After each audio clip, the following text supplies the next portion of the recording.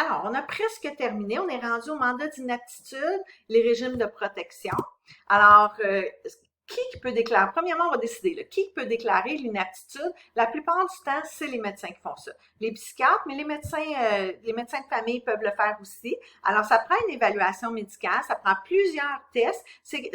La plupart du temps, c'est quelque chose qui est fait de façon multidisciplinaire, avec l'évaluation psychosociale, le travailleur social, l'infirmière, l'ergothérapeute, l'évaluation de l'autonomie du patient, de son état de conscience sur plusieurs jours, et une évaluation médicale, à savoir est-ce qu'il y a une condition médicale sous-jacente qui pourrait causer l'inaptitude avant de décider que le patient est inapte. Alors, un mandat d'inaptitude, ça veut dire que, mettons moi, là, je décide avant de devenir inapte que si jamais ça m'arrivait, je veux déjà décider d'avance c'est qui va s'occuper de mes affaires. Donc, moi, personnellement, je suis la mandatrice d'inaptitude de ma mère. Ma mère qui n'est pas inapte, là.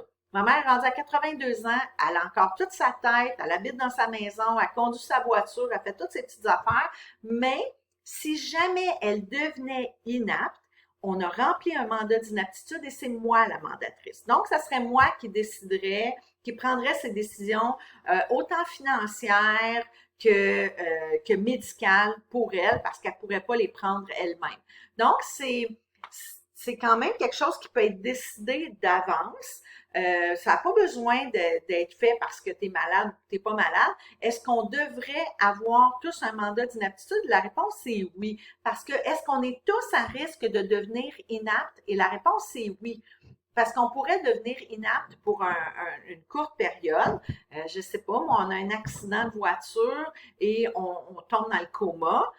Puis on est dans le coma pendant plusieurs semaines, voire plusieurs mois, mais pendant ce temps-là, on va être inapte. Il y a quelqu'un qu'il faut qu'il prenne des décisions pour nous.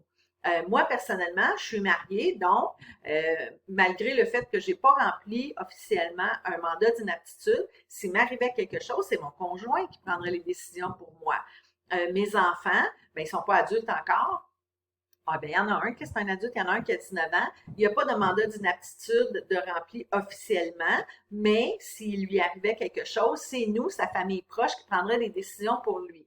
L'importance de remplir un mandat d'inaptitude, c'est quand on se dit, ben moi, j'aimerais pas ça que ce soit ma mère qui prenne des décisions pour moi. Je voudrais que ce soit mon cousin, disons. Euh, alors là, à ce moment-là, si on veut choisir quelqu'un, c'est vraiment important de remplir le mandat d'inaptitude. Il y a beaucoup, beaucoup de personnes qui n'en ont pas. C'est assez rare. On parle de 30% des Québécois qui en ont un. Ça veut dire que 70% des Québécois qui ne l'ont pas. C'est quand même très énorme. Si on n'a pas un régime de protection, un mandat d'inaptitude, il y a des régimes de protection qui peuvent nous protéger. Mettons, là, je suis seule au monde, là, et puis j'ai pas de famille, puis j'ai pas rempli de mandat d'inaptitude avec peut-être, je sais pas moi, une amie. Ben, il y a 3 catégories de régimes pour me protéger. La curatelle, la tutelle et le conseiller au majeur. Alors, ça va dans tout ça, lequel régime on va choisir va dépendre de notre niveau d'inaptitude. Et notre inaptitude est-elle permanente ou temporaire? Parce que si elle est permanente, c'est la curatelle. Si elle est temporaire, c'est la tutelle. Alors, on parle de tutelle, ben, tu sais, je m'en souviens parce que tutelle T, temporaire T. Alors, c'est pour une inaptitude qui est soit partielle, qu'on est capable de prendre certaines décisions, mais pas toutes, ou que c'est un problème qui est temporaire. Exemple, la personne qui est tombée dans le coma, qui est aux soins intensifs dans le coma, ben, on le sait que c'est une inaptitude qui est complète, elle est dans le coma, mais ça ne durera pas tout le temps. Un jour, elle va se réveiller et elle va sortir de là. Donc, si on met la personne sous tutelle, on va trouver un représentant légal. Des fois, c'est quelqu'un dans l'entourage, des fois, c'est quelqu'un de la famille. S'il y a vraiment, vraiment personne, alors ça va être quelqu'un au gouvernement qui va être mandaté pour faire ça. Souvent, c'est des travailleurs sociaux qui vont être en charge de ça. Puis ce qu'ils font, c'est qu'ils représentent cette personne-là au niveau de civil. Alors, c'est cette personne-là va décider des biens financiers, va s'assurer que la personne, elle est bien traitée, elle est placée dans un endroit qui est adéquat. Et puis, en principe, là, je suis en principe, là, mais en principe, la personne va décider d'administrer les biens avec prudence, avec diligence, avec compétence. Ça veut dire qu'elle va faire attention. Elle va pas prendre des décisions où est-ce que les biens financiers vont être dilapidés en dedans d'une semaine. Là. On est supposé faire attention et prendre les bonnes décisions au meilleur de nos connaissances pour que la personne soit le mieux possible pendant le plus longtemps possible. Donc, c'est la tutelle, c'est pour les inaptitudes partielles ou temporaires. Tandis que la curatelle, ça, c'est pour une inaptitude qui est majeure, qui est complète, puis qui ne reviendra pas mieux. Exemple, c'est total et permanent. Exemple, un patient qui souffre d'Alzheimer. Un patient qui souffre d'Alzheimer, il ira pas mieux. Là. Plus la maladie va avancer, pire ça va être. Il n'y en a pas de traitement pour que l'Alzheimer, ça soit mieux. Il n'y en a pas de traitement pour que l'Alzheimer, ça revienne en arrière. Donc, à partir du moment où un patient Alzheimer devient inapte, il est mis, puis qu'il n'y a pas personne autour de lui pour prendre soin de lui, il va être mis sous curatelle. Puis la personne va prendre soin, pareil comme dans la tutelle, des biens financiers, des biens administratifs et des décisions médicales qui doivent être prises pour cette patiente-là ou ce patient-là. Le conseiller au majeur, c'est quelque chose que c'est un peu comme un mix un petit peu. La personne qui a un conseiller au majeur est capable, elle est inapte, mais de façon vraiment limite. Alors, elle est capable de prendre certaines décisions, elle est capable de prendre soin d'elle un peu. Elle a juste besoin d'être encadrée pour être certaine qu'elle prenne les bonnes décisions, pour être surtout certaine qu'elle ne se fait pas avoir. Souvent, ça va être des personnes avec un handicap mental léger.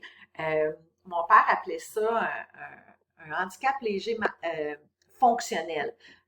Il est capable, souvent c'est des gens qui sont capables d'avoir un emploi, un petit emploi. Ils sont capables de rester dans un petit appartement, ils payent leurs trucs, ils vont payer leur loyer, ils sont capables de payer leur Hydro-Québec, ils font leur petite épicerie, ils sont capables de faire des petites choses, mais quand vient le temps de prendre des grosses décisions, ça fonctionne pas. Ces gens-là, ils ont besoin d'être mieux encadrés. Donc, là, à ce moment-là, il y a un conseiller au majeur qui peut être attitré à cette personne-là.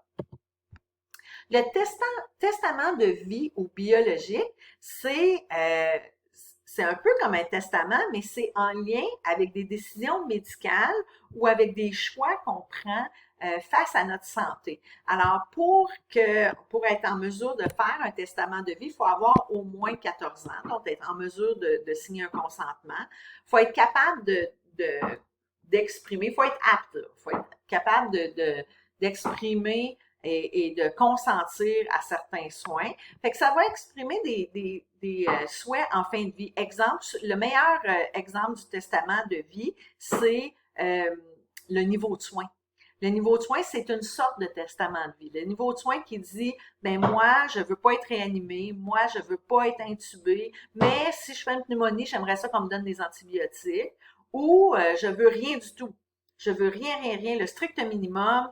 Je veux aucune réanimation, aucune intubation. Si jamais je tombe malade, outre ce que j'ai en ce moment, diabète, hypertension, je veux pas aucun médicament. Donc, si je fais une pneumonie, j'en veux pas d'antibiotiques. Je veux que ça, niveau de soins le plus bas. Là. Alors, le niveau de soins, c'est une sorte de testament de vie. Souvent, ces trucs-là, ce que ça fait, c'est que ça permet à la famille de ne pas être obligée de prendre la décision. Parce que c'est vraiment pas facile de prendre ce genre de décision-là. Moi, j'ai eu à le faire pour mon père à l'urgence pendant qu'il codait. Madame Blais, qu'est-ce qu'on fait? Est-ce qu'on continue à le coder? Votre père avait-tu un testament de vie? Je ne le savais pas. On n'avait jamais discuté. Et j'ai dit, oui, on le réanime. Mais quand il s'est réveillé aux soins intensifs, intubé, après une semaine de coma, puis que je lui ai dit, papa, j'ai expliqué qu'est-ce qui s'était passé, puis là, tu es aux soins intensifs, puis là, ils veulent savoir si jamais ton cœur arrêtait de battre encore, est-ce que tu veux qu'on te réanime? Il m'a regardé, il est intubé, là, il pouvait pas parler, là. Il m'a regardé avec ses gros yeux et c'était bien évident que j'avais pas pris la bonne décision. Mais on n'avait jamais discuté. Donc, moi, j'ai pris la décision que je pensais être la meilleure. Je peux-tu vous dire que j'en ai discuté avec ma mère après ça pour être sûre que je ne ferais pas la même erreur avec elle? Alors, Ça a quand même l'avantage de libérer la famille d'un poids, de ne pas être obligé de prendre la décision pour cette personne-là. Le consentement libre et éclairé, là, je veux dire, tout le monde, vous êtes conscient de ça depuis la première session, le premier cours. C'est fondé sur le fait que toute personne est inviolable. C'est écrit dans l'article 10 du Code civil, c'est écrit dans la Charte des droits et libertés. Nul ne peut porter atteinte sans son consentement libre et éclairé. Donc, on ne peut jamais imposer un soin à quelqu'un sans qu'il le veuille. Sinon, on va à l'encontre de l'inviolabilité. Alors, le consentement éclairé, ça veut dire avoir donné l'information, les pour, les contre d'un médicament ou d'un examen ou d'une chirurgie, les effets bénéfices, les effets secondaires ou contradictoires. Faut que la personne soit informée de ça sans avoir l'impression de se faire diriger vers une décision. Il faut toujours donner les pour, les contre, les bons, les mauvais côtés, et puis laisser la personne prendre la décision elle-même. Faut que ce soit fait sans contrainte, sans pression. Ça, c'est pour le consentement libre. Sans contrainte, sans pression, ça va aussi loin que moi, si j'étais vous, je ferais telle affaire. Moi, si j'étais vous, je prendrais la chimiothérapie. À partir du moment où vous dites ce genre de phrase-là, le consentement n'est plus considéré libre parce que vous avez donné votre opinion et vous avez essayé de diriger la personne vers une réponse une réponse que vous voulez. Donc, moi, si j'étais vous, je ferais la chirurgie. Moi, si j'étais vous, je prendrais le traitement. Quand la personne vous demande, vous, qu'est-ce que vous feriez à ma place? La meilleure réponse, c'est je ne suis pas à votre place. Je ne sais pas ce que je ferais dans votre situation. Si j'étais votre mère, qu'est-ce que vous lui conseilleriez de faire? Vous ne pouvez pas répondre à ça non plus. Parce qu'à ce moment-là, vous mettez de la pression. Le refus de traitement, la même chose. Les gens ont le droit de refuser les traitements, les gens ont le droit de ne pas vouloir quelque chose, puis il faut que ce soit éclairé et libre de la même façon. Alors, le mineur, quand est-ce que le mineur a le droit de consentir à des soins? À partir de l'âge de 14 ans et plus, le patient peut consentir seul à des soins s'il comprend l'impact de son consentement ou de son non-consentement. Par contre, il y a un petit hic. Si le patient a le droit de venir tout seul à l'hôpital, là, puis de se faire soigner tout seul à l'hôpital. Par contre, un patient qui n'a pas 18 ans, s'il doit être gardé plus de 12 heures à l'hôpital, on se doit d'informer que le patient est à l'hôpital. On se doit d'informer la famille, mais on ne peut pas dire pourquoi le patient est là. On peut dire, exemple, une petite fille qui vient se faire avorter à l'hôpital, puis qu'elle fait une hémorragie, puis on est obligé de la garder en observation. On se doit d'appeler la famille après 12 heures pour dire, votre fille est ici. On ne peut pas dire pourquoi.